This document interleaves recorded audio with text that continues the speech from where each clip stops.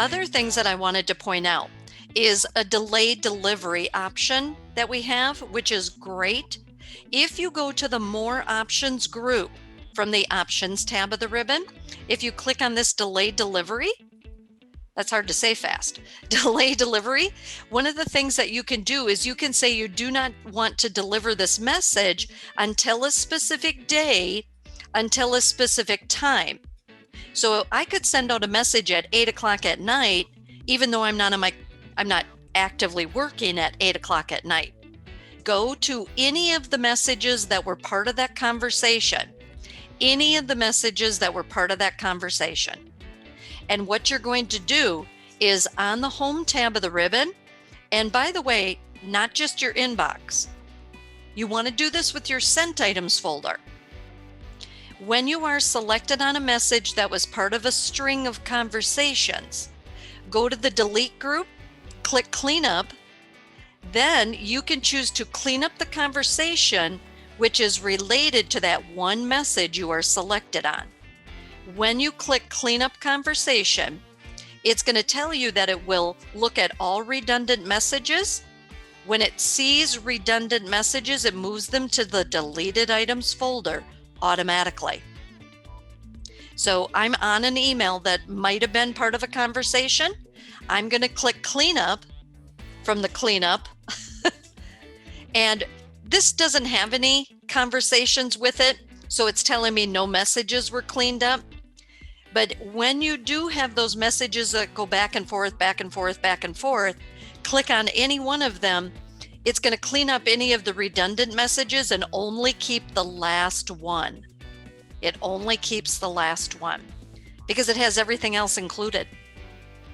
So if it does come back and tells you it didn't have any redundant messages, and you're like, wait a second, I see them right here.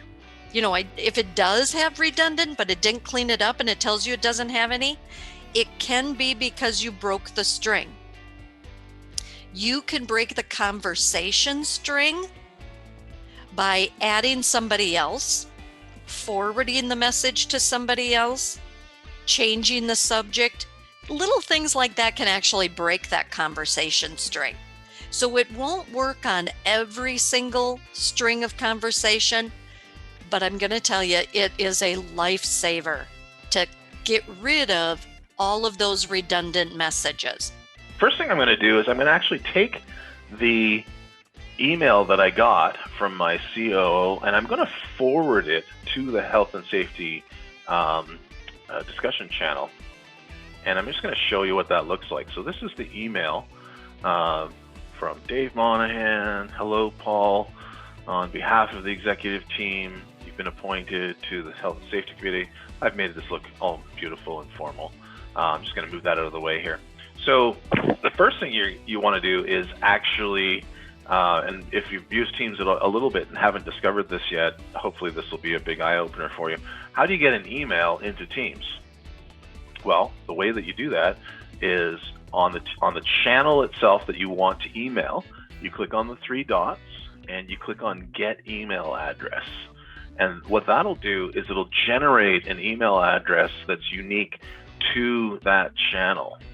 And it's going to be something really ugly looking, like a 8-digit numbers and letters, and then some other stuff. So you can just click on copy. It doesn't really matter what it says. And when you come over to your email, of course, you can click on paste into your to address. And now I'm going to click on send, and that's going to send off that email to Microsoft Teams. And in usually 5, 10, 15 seconds, it'll pop up in the discussion channel, and there it is. I did want to just show you the way that you can collaborate on Microsoft Word documents and Excel documents themselves as well. So I've got an Excel spreadsheet called Committee Members, and if I click on that within Teams, it'll actually load up the data within that document within Teams. So you see I'm still sitting here, I'm still in Teams, I've still got my navigation down here, and now I have my Microsoft Excel document here, and I've got myself added to the list of committee members here. So that's a really useful function. One of the other things you can do when you are using the Excel or Word documents within Teams itself is you've got another option that'll appear up here called Conversation, and that doesn't appear in the desktop or web version of Microsoft Excel. So this is exclusive to Teams. And when you click on it, what you'll get is the option to create a conversation about this document. And so when you think about documents, and sometimes you kind of look back at them a year later and you're like, what were we even doing here? What was this document for? This is a way that you can actually have some reference about that document. It's meta document data, if you will, right? So, so in this example, I'm just going to say this is the committee members spreadsheet, right? That's all it is. I'm just going to click on send. Now, forever, until this document is deleted, this comment will be associated with it. And I just want to show you the power of this, because this is really what's really cool here is when I close that up, I go back over to posts. You'll notice now that there's a new post with what I just typed and a link to that file, so somebody can come along on this post. They can, of course, interact with it any which way they want, click reply, that sort of thing, or they can just click on the document and load it up and view it. So, so that's that collaboration piece on files. So what multi-factor authentication is it's an additional layer of security that ensures that you are who you say you are, and you should already have it on your Microsoft 365. So if you don't, definitely do talk to your, if you're a Smart Dolphins customer, talk to your CIO, and otherwise talk to your IT company. So, of course, the first thing we all authenticate with is our username and our password. And then you'll have an additional thing on top of that. On my smartphone, which I won't show you because it doesn't show up properly on the screen, you can have a fingerprint, or you can have where it actually looks at your face and picks out the features of your face. I know the iPhone 11 is really good for that. A lot of programs I just log in with my face. So that's an additional layer of security. The more common ones are getting a 6 or 7 digit number that you punch in, and that you've probably done this already with other programs where you sign up and it sends you a text message. And in order to verify that it's you, you have to take that 6 or 7 digit number and type that in to the website that you're logging into. So that's a very common one. And there are actually applications that will generate those 6 and 7 digit numbers. So if you're somewhere out in the field and there's no cell phone connection, you can still get access if you're on Wi-Fi, for example. So with that actual application that sits on your computer. So that's multi-factor authentication. So with this challenge in front of us, what can you actually do to get started? Good news is it's a very complex problem, but starting with the basics is actually very effective. I like to think of the basics of cybersecurity as cyber hygiene, just some basic best practices that you should follow to keep your business secure, to keep from getting a cyber infection, to keep from having a security incident. As a good example, we have some best practices around interacting with data as well as utilizing information systems. For example, email and collaboration software, things that we use like Office 365, now commonly known as Microsoft 365, Google Docs, as well as hosted email. Chances are you have some policies and procedures about how people are supposed to use that. If you have a spreadsheet full of credit card data, for example, that's probably not something that should be sent in an email, which is unprotected, unencrypted. Anybody who intercepts it could read all of that sensitive data. So just covering some of the basics like that will be very impactful. Will actually make a significant improvement in your cybersecurity posture, as it's known. Common for small businesses is the use of outsourced services. You want to focus on your core competency, you bring in something like a managed service provider to run your IT.